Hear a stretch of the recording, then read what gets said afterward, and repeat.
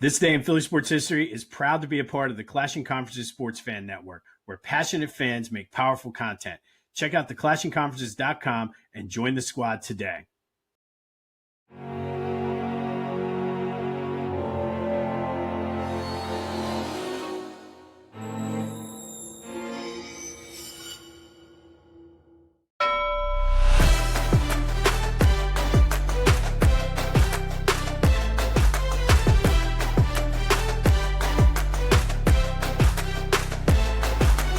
What's up, everyone? Welcome to This Day in Philly Sports History for July 27th, 2026. I'm your host, Jim Montgomery. Welcome to a Monday edition of the podcast, and what a Monday it is. Let's get right into Rewind the Weekend like we do every Monday. Brought to you by Philly Goat. Go to phillygoat.com. They got you covered for your Philly sports apparel needs. Best t-shirts in the city, and of course, Ryan and his team were busy over the weekend. All kinds of new LeBron James shirts. Go check them out. My favorite is the LeBrontosaurus. That will probably be purchased within the next couple days here in my house. But go to phillygoat.com. Use the promo code Jim Montgomery to take 10% off your order and get your LeBron James gear now. Let's get right into it. If you did not see my, I did do an emergency podcast when I got done work on Friday. Kind of giving my take and my thought, but man, lots of fallout over the weekend from LeBron James. There's still a lot of people who are hating on it, and I get the sense the people that hate this are allowing their hatred for LeBron James to overtake any rational thoughts they have. Because, and I talked about this on Friday, from a basketball standpoint, 2-year, $8 million contract for a power forward, which you need. He is better than any option the Sixers had last year. He is better than any options they have right now. So from a strictly basketball perspective, it makes total sense. Is there the excitement and I've heard people say, and I've said it too, the circus that goes along with it? Is that a part of it? Sure, you're going to have that. I mean, the fact that there are billboards up about LeBron James right now, the fact that everybody's rushing to get the shirts, and I heard, and I don't know if it's true or not, but like jerseys have, like pre-orders have sold out. So you're going to have that goes with it. I personally think that's a good thing for the team because the focus is going to be on LeBron. The people that, or the person that people go to, the media after games, is going to be LeBron. All of a sudden now you take the pressure off of guys like Maxey. Hell, you even take the pressure off of Joe. And I'll get into that here in a minute. But I think it's just part of goes with it. And a lot of people not happy. The Sixers are selling their souls. Spike Eskin went on a rant. And I'll get more on that in a second too. But look, I look at it like this. As someone who has been a fan of this team since I've been old enough to follow basketball, the crap and the dreck and the just pure agony that this team has put me through, if that's what it takes bringing in LeBron James, so be it. And I forget who said it, and I was golfing on Saturday. I would think it was somebody in the foursome said this. Everybody's getting on him about ring chasing. Isn't the goal of playing in any pro sport to win championships? So we're crucifying this dude for ring chasing at 42 years old when he could just be going out and getting max contracts and just playing out the string.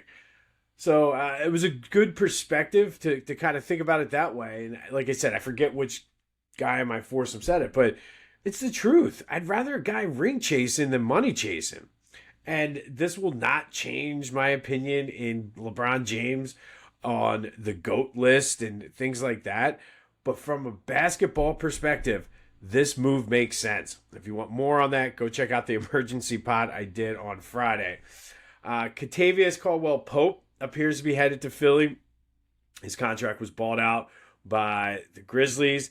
And look, again, you're adding depth now to the bench, which you're going to need because, look, Joe is Joe. LeBron is 42. He doesn't play full seasons anymore. So you're going to need these guys to get some playing time. So somebody who's won with LeBron James, I talked a lot about that too. The winning mentality that both he and Jaylen Brown bring in. But Pope has won. So you're not only does this help basketball wise, but now you're changing the culture. You're getting guys in here that know how to win, that have won before. So again, I get that you don't have to like LeBron James, but I think you need to take the emotion out of it and think about this logically. From a straight up basketball perspective, you have to be happy as a Sixers fan. Other rumors, of course, are floating. There was all he's holding out to see who's going to trade for Anthony Davis. And then right after the signing, mysteriously, Anthony Davis was working out at Villanova. Now, apparently he had a connection with one of the football coaches, so it could be nothing. And I'm going to go on record and say no. Because in order to get Anthony Davis, you're going to have to trade Joel Embiid. And he's going to want a 4-year max extension. And I think by doing that move, you're going to hurt the team worse. Maybe Anthony Davis finds something and plays more games this year than Joel Embiid. Perfectly legitimate prediction, whatever. But you got to think about this long term, because the LeBron James is a 2-year contract. Likely, he's only playing next year, depending on how it goes.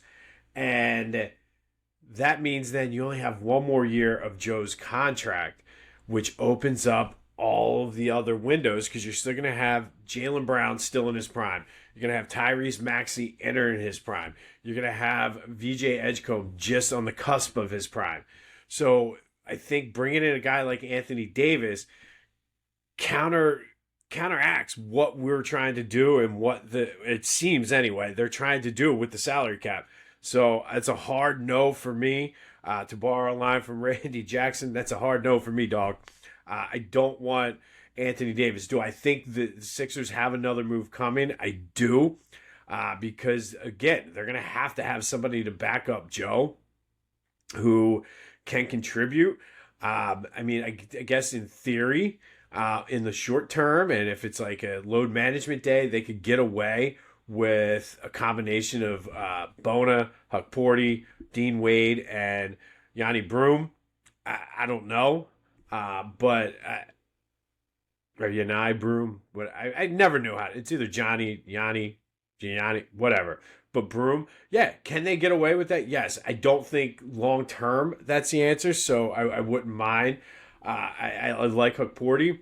I think Dean Wade can slide down there, but he's not going to give you a ton of minutes for long stretches at the 5. But I do think there's another move, and I'm telling you, I don't want it to be Anthony Davis.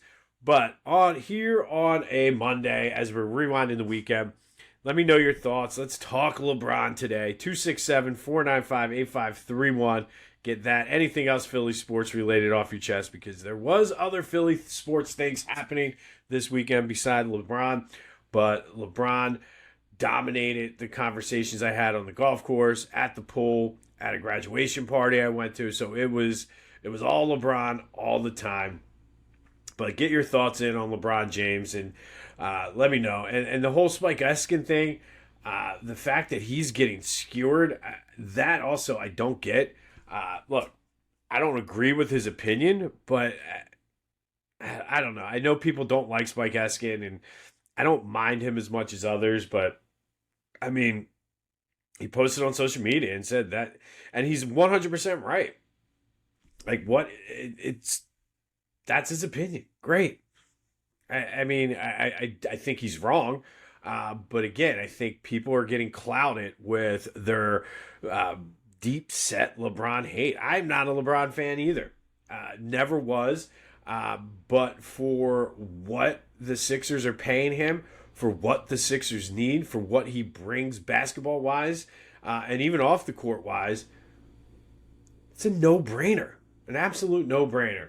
But again, let me know your thoughts on the Back to the Future voice and text line, 267-495-8531. And if you want more of my take on LeBron, check out last Friday afternoon's emergency podcast. Phillies did play. You may not have noticed it on Friday or Saturday because it was all about LeBron. If you didn't see them on Friday and Saturday, you did not miss much. 1 run on 11 hits in 2 games. Now, the pitching was good. Pitching was solid. Pitching was decent. There was a bullpen game in there, and for the most part, everybody did well. I know everybody's coming down hard on Alvarado, but still, like, you give up 3 runs and your team gets 1 run on 11 hits in 2 games. That's not very good. They did break out of it nicely last night. If you were able to find it, it took me forever to find out what channel this game was on. But they broke out 11-4. Christopher Sanchez was solid again. Bohm and Stott combined for 9 RBI. They're down in Miami for 3 days. And look, trade deadline is next Monday. We're a week away from the trade deadline. And they have to go all in. And I've been saying it, but you have to without knowing. Dave Dombrowski came in here as this guy who had big swings at the trade deadline. That's what we need right here. That's what the Phillies need to do. So we'll see. I know that Andrew Painter has pitched well his past few starts, so maybe that's one of the... Which, I mean, honestly, if Andrew Painter can come up and fill that 5th starter role and be solid at it, I think that is huge from the perspective. Now you can go after a bullpen piece, maybe go after another bat. We'll see. I'm going to the Iron Pigs on Friday. I don't know. I think the way it's lining up, that would either be an Andrew Painter start, I think, or maybe he gets called up to pitch in the 5th spot again. I don't know. But you got to swing big. And listen, especially the way, I mean, Howie is Howie, but the way that Danny Briere is going after it, the way that Mike Gansey is coming in and just swinging for the fences, your move, Dave. It's a great time to be in Philly right now. But Phillies Marlins tonight down in Miami. Union win their 2nd game after the World Cup break. A little bit of a reset did them well. 1-0 over Seattle. They are in Atlanta next Saturday. And again, they got a long way to go, a long road ahead of them, but they're not in last place anymore in the Eastern Conference. They're well within striking distance of a playoff spot. So let's go. And probably, I think the biggest winner, and I've talked to a couple people who agree with this. I said it on Friday during the emergency pod, and I was talking to a guy at the graduation party yesterday. Biggest winner in this, LeBron James sweepstakes, Jalen Hurts.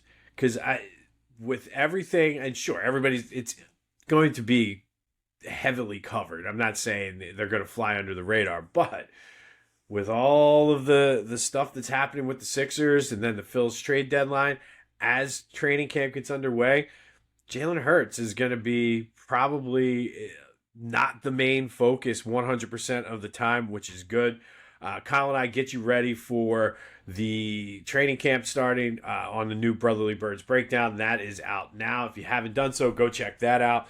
But the camp, they all report tomorrow. And that is Rewind the Weekend, a busy, unexpectedly busy Philly sports weekend brought to you by Philly Goat. Again, they got you covered with LeBron James shirts already. So what happened this weekend in Philly sports history? Let's start with July 25th. 1950, Phillies sweep a doubleheader against the Cubs, take over first place, and would remain there throughout the season, winning the pennant, going to the World Series to take on the Yankees. And then 30 years later, in 1980, Mike Schmidt hits 2 home runs to give him 261 on his career, setting the Phillies' all-time record. Dick Ruthven also pitched all 12 innings in a 5-4 win over the Braves. Mike Schmidt passed Del Ennis for the all-time lead in Phillies history. And then 2015, Cole Hamels pitches a no-hitter in what would be his final start with the Phillies out at Wrigley Field. He would be traded a few days later to the Rangers. What a way to end your Phillies career. And then last year, sorry, I just got a hiccup all of a sudden. On this day last year, Kyle Schwarber gets his 1,000th career hit on a home run versus the Yankees. It was his 319th home run. That is the most hit home runs in 1,000 hits in Major League Baseball history. And then July 26, 1987, Phils win 7-3 over the Braves. Milt Thompson, Von Hayes, and Mike Schmidt go back to back to back. I remember freaking out as a kid watching that game because it was like, oh my God, 3 straight home runs.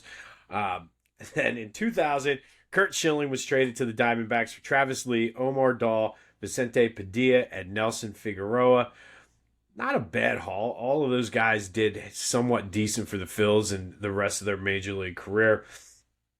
2008, Greg Dobbs with a pinch hit 3-run homer to give the Phillies a 10-9 win over the Braves. It was his 20th pinch hit of the season, tying the Phillies team record. He would eventually set that record later that year.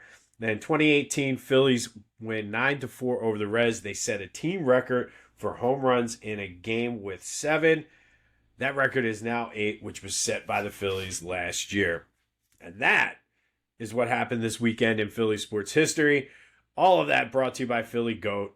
PhillyGoat.com. Use the promo code Jim Montgomery to take 10% off of your order. Friday's trivia question. Who hit game-winning home runs since 1960 for the Phillies? Game-winning inside the park home runs for the Phillies since 1960.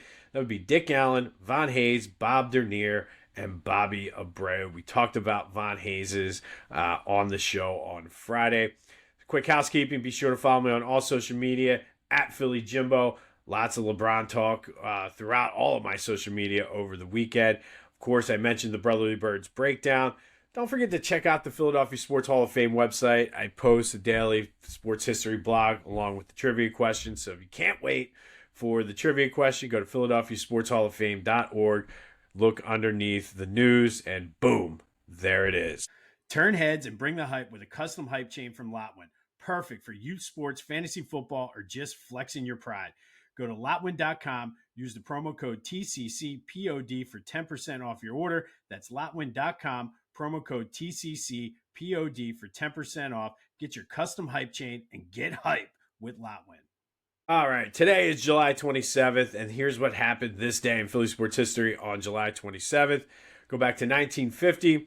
Phillies beat the Cubs 13-3, and Del Ennis had himself a day. He went 2 for 5 with 7 RBI, including a 3-run double and a grand slam. Ennis would go on to lead the league in RBIs that year with 126. And that leads us directly into today's trivia question. Who holds the Phillies singles game record for RBI? Hit me up on the Back to the Future voice and text line, any of my social media. Go to the Discord channel. The link is in the description. But lots of RBI. We talked about Del Ennis. Bryson Stott had 5. Bohm had 4 last night. But who holds the Phillies single game record for RBI? And then we go to 1984. Former Philly from the previous year, Pete Rose, was playing for the Expos. Went 1 for 2, including a single, which was his 3,053rd career single, passing Ty Cobb's record for career singles. Expos would beat the Phillies, and Pete Rose got the last laugh on his former team that day, 6-1. But he did set the Major League Baseball record for singles in a career. And then 1993, our favorite, our man, John Kruk, who was outstanding last night on the ESPN broadcast. Phillies beat the Cardinals 10-7 to increase their lead in the NL East by 5 games. Dave Hollins hit a homer, but John Kruk collected 5 hits, including a double and 3 RBI. Also scored 3 runs in the 10-7 win. And then in 2008, the Philadelphia Soul win Arena Bowl 22, 59-56 over the San Jose SaberCats down in New Orleans. The Soul would win it again in 2016 and 2017, but this was a huge milestone for Philly sports because it was the first professional championship won by any team professionally in Philly since 1983, proving once and for all that the curse of Billy Penn was indeed gone. And we all know what happened later that year as the Phillies would win the World Series. And then finally today, we start the Elite Eight in our greatest Philly high school hoops figure tournament. Tournament is brought to you by Beach Caddy. Go to beachcaddy.app. If you're in Stone Harbor, Wildwood, Sea Isle, Ocean City, or Avalon, they take the stress out of your Jersey Shore vacation. It's going to be hot this week. Might be a little rainy. Why move your stuff in? Let Beach Caddy do it for you. And then, of course, best beach carts at the Jersey Shore. Go to beachcaddy.app. Use the promo code Jim Montgomery. Take 10% off your move-in, move-out service, as well as your beach cart rentals. Friday's result, Earl the Pearl Monroe beat Mikal Bridges with 71% of the votes to move to the Elite Eight. You'll take on Tom Gola, which should be an interesting matchup as well. But our Elite Eight matchup in the Overbrook Regional, it's a 1-2 matchup. Wilt Chamberlain versus Kyle Lowry. Let's start with Wilt, who went to Overbrook, was the Southeastern Pennsylvania scoring leader until Kobe Bryant broke it. He had games where he scored 90, 78, 74, led Overbrook to 3 public league titles and 2 city championships. Also was a track star, good sprinter, competed in all the jumps, led Overbrook to a 56-3 record during his high school career, averaged 40 a game as a senior, 37 for his entire career. He was 1955 Mr. Basketball USA. From there, he went to Kansas, where he was 2-time All-Big 8, 2-time All-American, most outstanding player of the tournament as a runner-up. Wanted to go pro, but because of NBA rules, wasn't allowed to, so played a year with the Globetrotters, was a territorial pick of the Philadelphia Warriors. In the NBA, 2-time champion, 4-time MVP, 13-time All-Star, 7-time All-NBA, 7-time scoring champ. He's on the 35th, 50th, and 75th anniversary teams for the NBA.